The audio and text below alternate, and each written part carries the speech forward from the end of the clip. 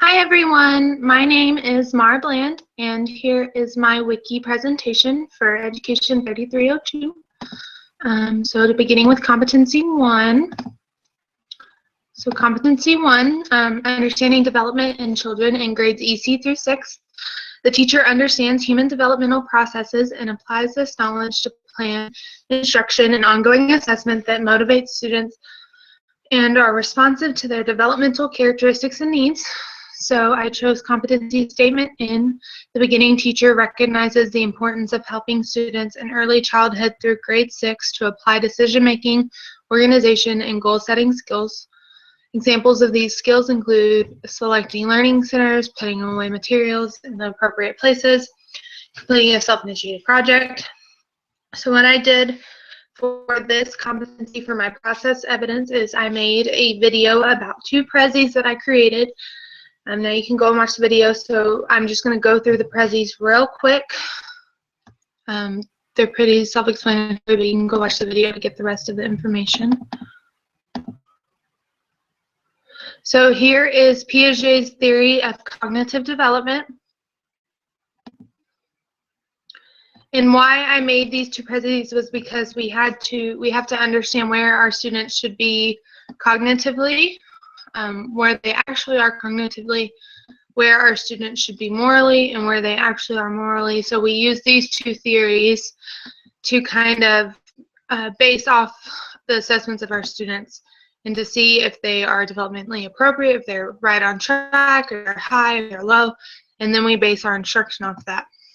So here's Kohlberg's theory of moral development. And it's important for teachers to understand these theories and understand where our students are supposed to be so we can create instruction that is beneficial for our students and that is appropriate for our students. So it's not too hard, it's not too easy, it's just right, and it's something that they can actually do. They don't get frustrated and they don't get bored with it. So all of our instruction kind of has to be appropriate so that those students can grow and learn in the classroom. For my product evidence, I created another prezzy. I titled it the Would You Rather prezzy. So what they would do is in a class or in small groups, we would go through the prezzy. It has a series of questions. Some are serious, some are silly, and the students would have to write down their answers on strips of paper, and then they would have to go and find students that have similar and different answers and discuss why they answered the way they did.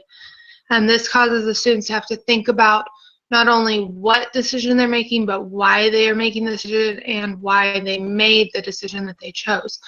And it also helps to expand students' way of thinking.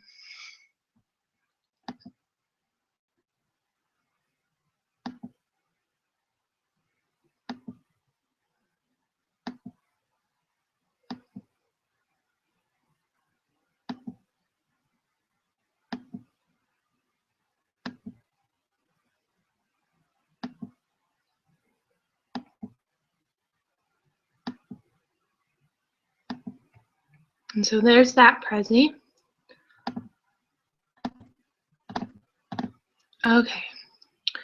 And this kind of helps the teacher to assess where the students are in terms of the level of thinking that they have. So some students might have advanced answers and some students might have the basic answers. And it kind of it serves as an assessment for both the teacher and the student. So the students assess why they chose the answers that they did, and then they can understand why other people chose the answers that they did.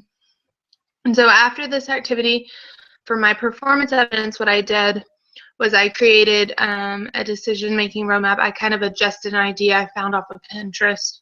And this one, I have the example of it. Pull it up.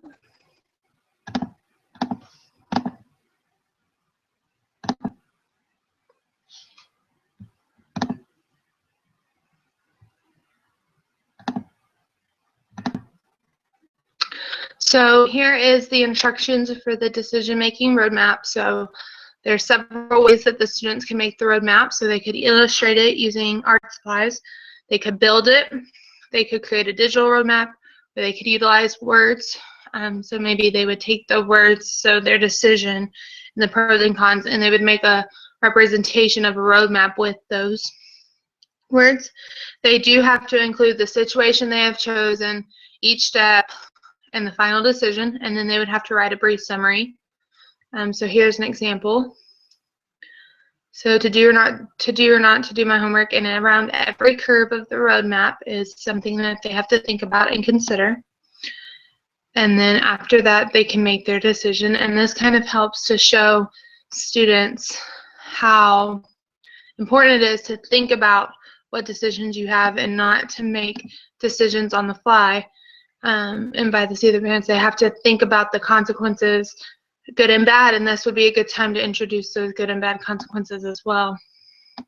It's really important that we as teachers work on developing our students so that they can make these decisions, and the decisions that were talked about with the selecting learning centers and then putting materials away in appropriate places, completing a self-initiated project, those kind of go through and develop along with the students. So younger students have to learn to make those decisions, and it's our goal to kind of help them grow in that area.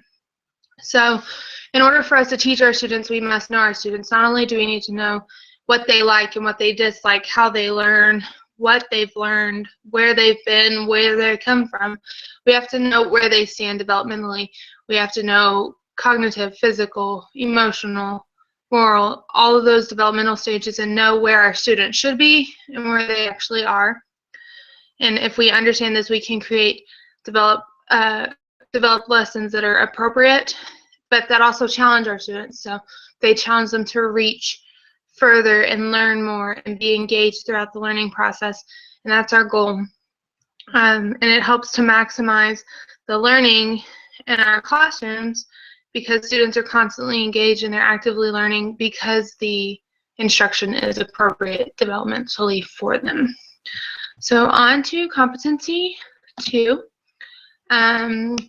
Using diversity to promote student learning. The teacher understands student diversity and knows how to plan learning experiences and design assessments that are responsive to differences among students and that promote all student learning. So for this one, for the competency statement, I chose B, the beginning teacher knows strategies for enhancing one's own understanding of students' diverse backgrounds and needs. So I found a video by Dr. Sherry Valentine. It just gives tips on how to teach culturally diverse students. It gives guidelines to follow and actual scenarios that you can implement in your classroom. It's real short, so if you go watch it, that would be great. It's a good resource for not only future educators, but current educators. So for my product evidence, what I did was, I created a lesson over what I called the diversity bracelet. I kind of adjusted this from an idea on Pinterest about empathy. Let me switch my screen so you can see my lesson.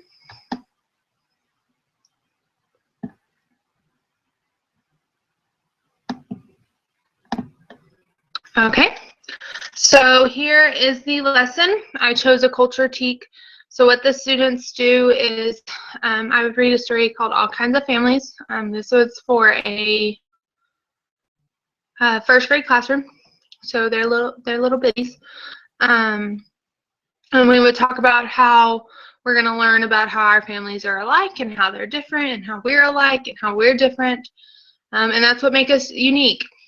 And so after that, the students would take home a getting to know you worksheet. It includes their name, gender, race, where their family is from, what languages, family traditions, special beliefs, religion, customs, and any additional information that their family might have or practice. After we get the answers back, then the teacher would create a key. So I made an exit key, so this key would be based off the actual student's data. So for gender, they would take a string, tie it in on it, and they would make those beaded bracelets like you used to make a long time ago that kids used to make. And so they would string beads on that represented different aspects of who they are as a person. The teacher would guide them through this. So for gender, they would have, for male, it would be 3 green beads, female, 3 yellow beads. Race, ethnicity, Caucasian, 1 purple bead, Hispanic, 1 white bead, African American, 1 pink bead, Asian, 1 red bead. Family origin, Europe, 1 black bead, Mexico, 1 blue bead, Asian, 1 brown bead. Religion, Christian, 2 red beads, Catholic, 2 purple beads, Protestant, 2 pink beads, Methodist, 2 yellow beads, and non-denominational, 2 orange beads. And then language, so if they spoke English, 3 blue beads, Spanish, 3 black beads, Burmese, 3 brown beads, and Chinese, 3 white beads. And after they would make these bracelets, they would have to go find students that have some similar beads, have some difference of beads, and kind of address why they have those similarities and why they have those differences. And this is an activity that kind of, it's almost like a visual representation of who they are, what makes them them, and what makes their friends who they are. And they can kind of see better how, now the first graders might not remember what each bead mean, but they would remember the concept of this is who I am. And it's something that they could take home and show their parents. And so after we would do that, we would go, actually I created, I'll just go straight to it, created another, for my performance evidence, what they would do is they would create a puzzle piece, kind of like this example. I made this one digitally, so obviously if it was in the classroom, it would be hand-drawn, it would be colored, brighter, handwritten. It would have a lot more information on it. But they would make this puzzle piece and they would have to research images or draw images and things like that in color. And then after they would finish, we would put all of the puzzle pieces together to make a big puzzle board, a completed puzzle of who our class is. And it kind of helps the students to understand, hey, I'm diverse and so are my friends, but together we're one and we're unique and we're different, but we can come together and we can still interact and we can still be friends even though we're different. You don't have to teach, well, you don't have to teach students about having different groups that don't interact. We all kind of mesh together, and I feel like that's one good way of illustrating it, especially for the younger kids, and you can adjust it for the older kids. You can make different bulletin boards from it and things like that, not necessarily the puzzle piece. So for the summary,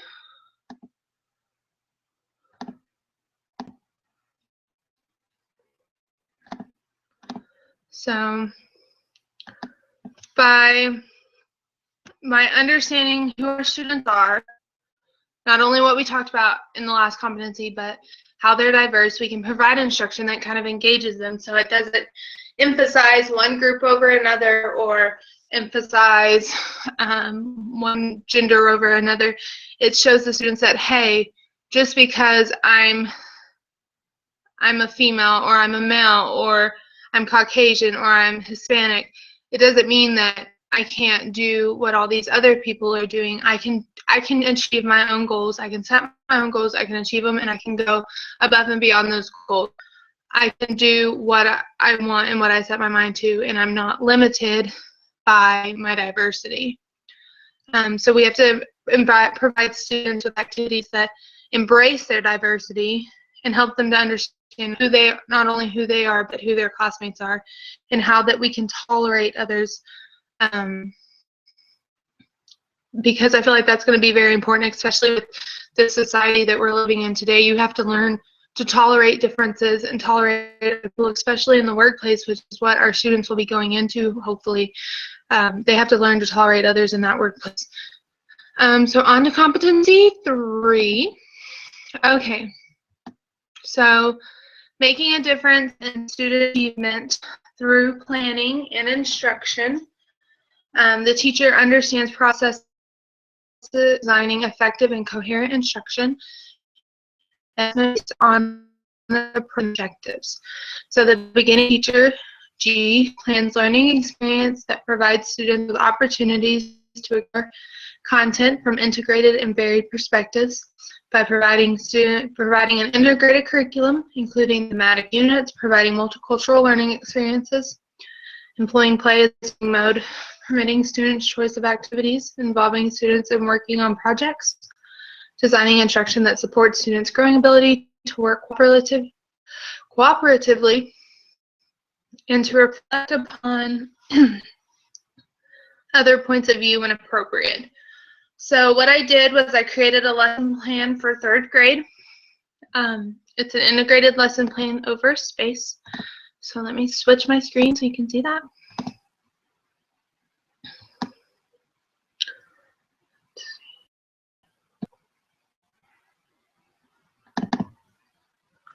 Okay, so here's the lesson. Like I said, it's for a 3rd grade classroom. It integrates science, math, and English language arts. So I have my TEKS, my objectives, assessment methods.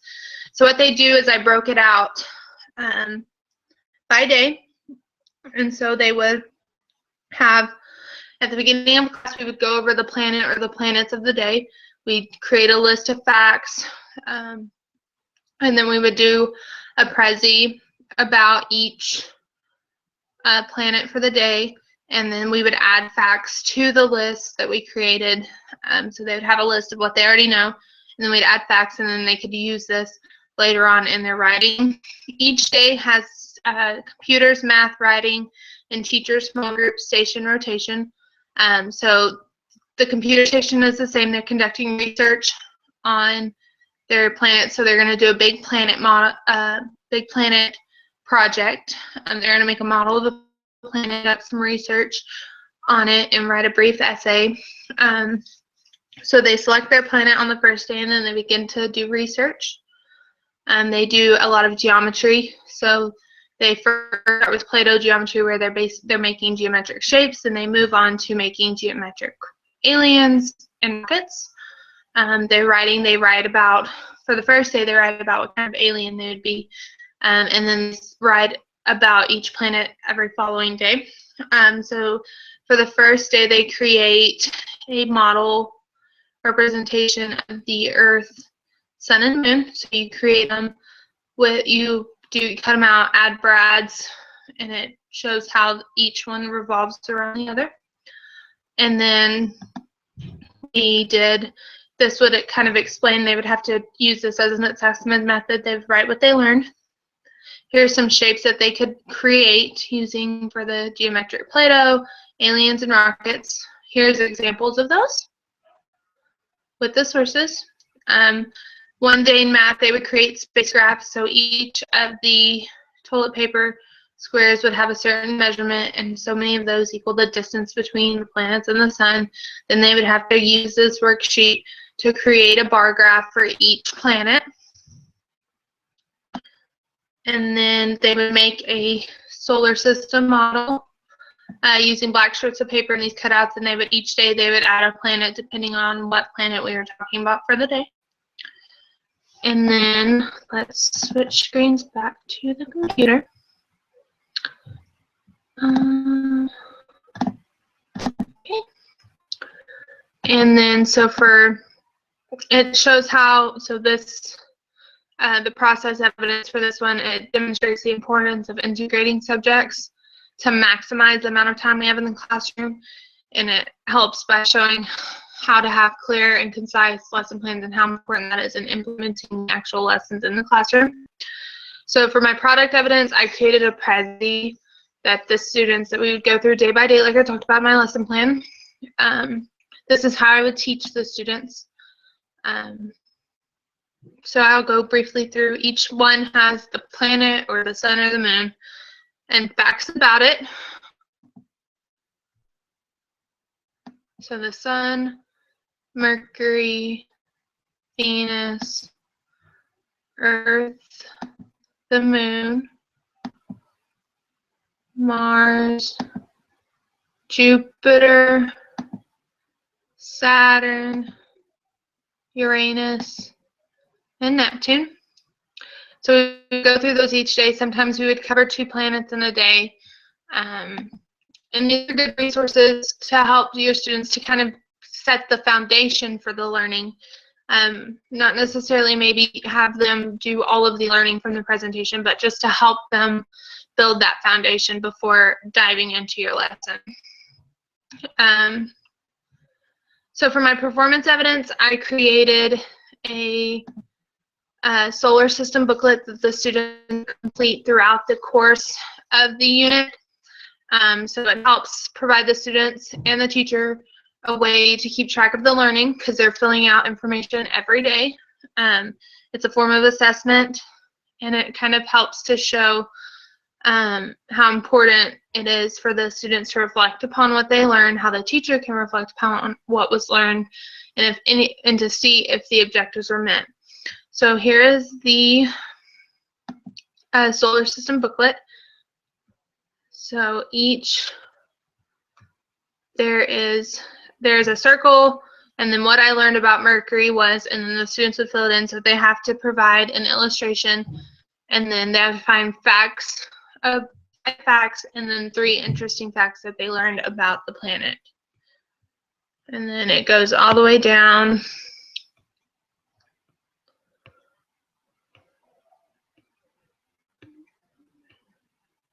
And then at the end, they had to write about what they learned about the solar system. Nothing too long, but it's something that the students can reflect upon, the teacher can reflect upon, and the teacher can use in his assessment. And I felt like all of these activities fit really well with the competency because it's a competency focused on planning and instruction and how those impact the success of our students. So one thing I wrote about this was the quote, failing to plan equals planning to fail. And that's especially true in education. You always have that one teacher when you were in school, how they would come in and they had no idea what was going on. They were rushed, they were chaotic, and the students kind of fed off that chaos. And that just kind of sets the tone for your day. So when you plan really well, you can implement activities that are engaging and that they meet the objectives that you're required. So the TEKS, they meet those TEKS, but they're not just clear-cut lectures or presentations. They're hands-on activities that create, they inspire our students to learn, they keep them engaged, and that's important, especially to maximize the amount of learning in class.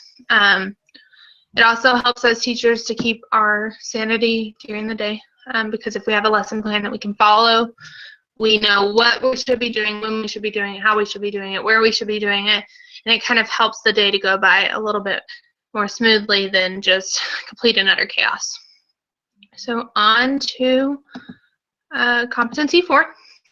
So I did for the process evidence, so competency 4 is understanding learning theory and other factors that impact learning. The teacher understands learning processes and factors that impact student learning and demonstrate this knowledge by planning effective, engaging instruction and appropriate assessment. So what I did for my process evidence, I chose competency statement O. The beginning teacher incorporates students' different approaches to the learning, auditory, visual, tactile, kinesthetic, into instructional practices. So I found a learning style video that I thought was really cool. I think I have time to show it. If it gets too long, it's only 5 minutes, but if I feel like it's too long, I'll stop it and you can go watch it. But I feel like this is a really cool video that really portrays learning styles. Have you ever heard that you were the best if you're taught in a way that fits your learning style? Today's classroom, veteran teaching methods, your learning style identifies the way that you most effectively absorb information from your environment. By answering the few questions on a quiz, you can instantly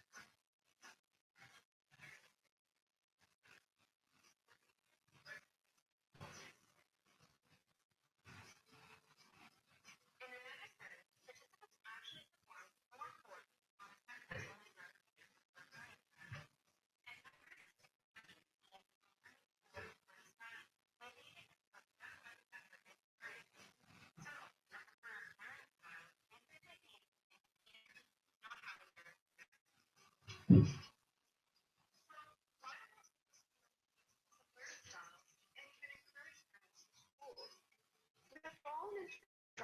believing compelling myth. The idea may sound intuitively pleasing, but the scientific basis for the existence of learning styles. This has led to false claims that we only use 10% of our brains, or that certain people are left-brained or right-brained. We do not have learning styles. We use our entire brains, and there is no such thing left-brained or right-brained.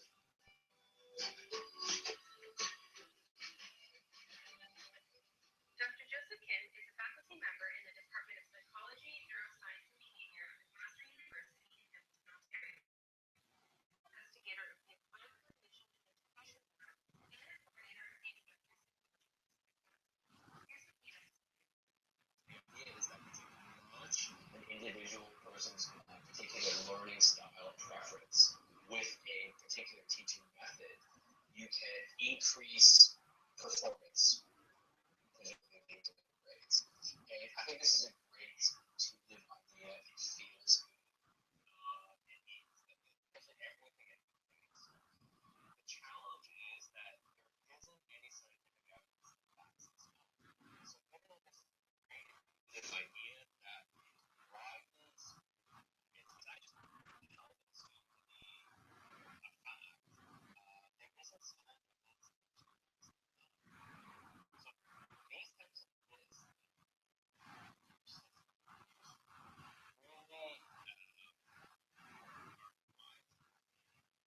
So these types of myths really real research. Learning styles may seem like an appropriate way to identify the best fit of retaining information. However, thus far, there has been no evidence that methods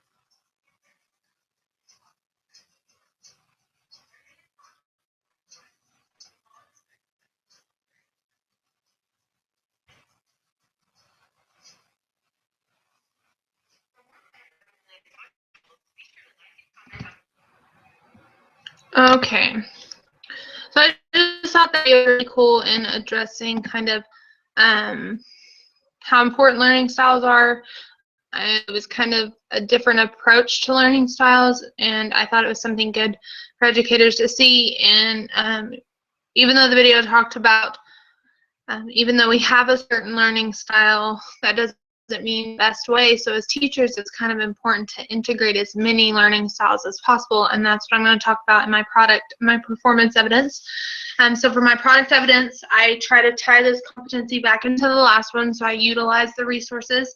So I have the Prezi from the last time that talks about the solar system. So that serves as a way to teach students in a different learning style. So it appeals to visual and auditory learners because they would be seeing the information. I'd be talking about the information. And then so I'll switch my screen so you can see the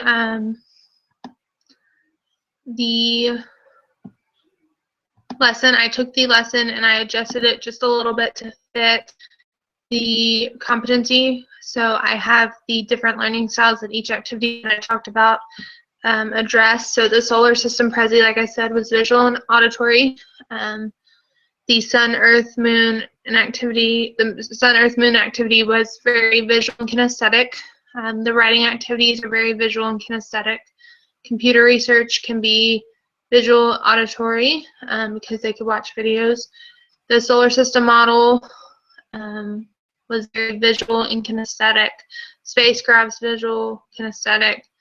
Solar system booklet, visual and auditory. And it could be kinesthetic because they're having to write things.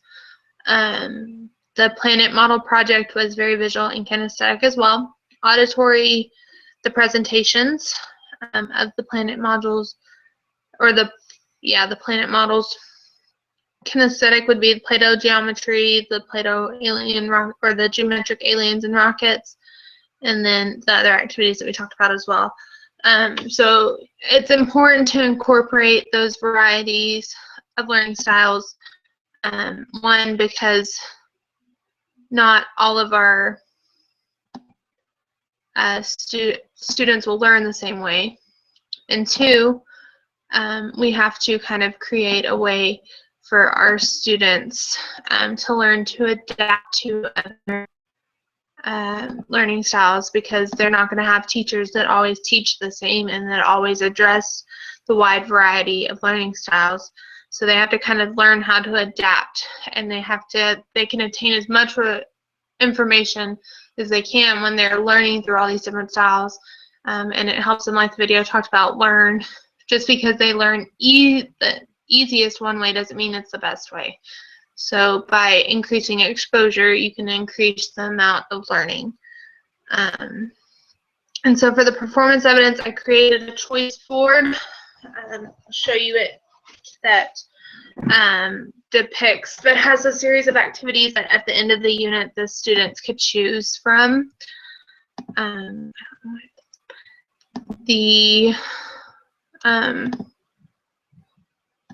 I found this idea off of Pinterest too.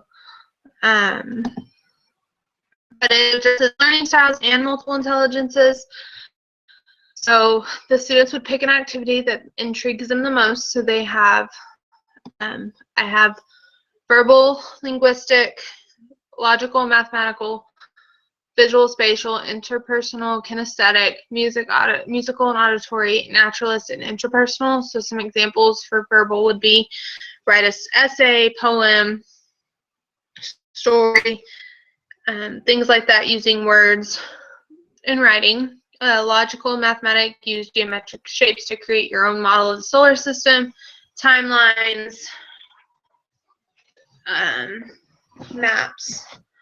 Visual, posters, maps, graphs, comic strips. Interpersonal, tell a story, survey the class, discuss with a friend. Kinesthetic, create your own planet using a variety of materials, create your own solar system, create your own alien, create your own rocket. Create a rap.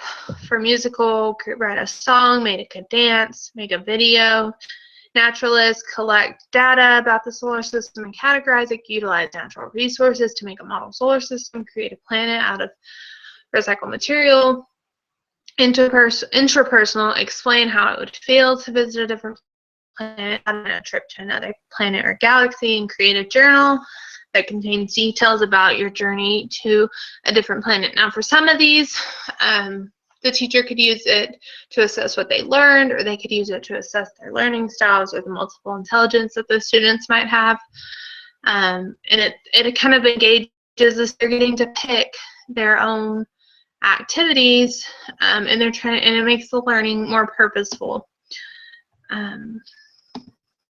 So it's not just they're doing whatever the teacher tells them. They're doing something that they want to do and that is meaningful to them. And that's really important in class, because if they're just constantly doing stuff that the teacher is telling them to do, then they're not going to want to do it. So in summary, for competency 4, it talks about the importance of educators understanding. Okay, I don't know what just happened to my page. Oh, it just went away. I just went to Mackenzie. Sorry, Mackenzie. Okay, back to competency 4. Okay. Oh. Okay. So not only do our students' diversity, their cognitive, emotional, physical, moral development, their likes and dislikes and things like that impact our students, so do their learning styles. It's highly important for us to incorporate as many learning styles into our lessons, so students can learn to adapt and grow and adjust their learning to fit teaching styles, so that they're not limited in other classrooms. We must ensure that each student is actively engaged in the learning process, and to do this, if they're having activities that they're doing that they like and that they can learn from, then they'll learn and grow, and we can achieve maximum time, maximum learning, and maximum engagement in our classroom, which is very important, especially since we have such limited time with our students in the classroom. So that is it for my presentation. Thank you guys for watching, and I hope that you enjoyed it. I'll read your comments later. Thank you.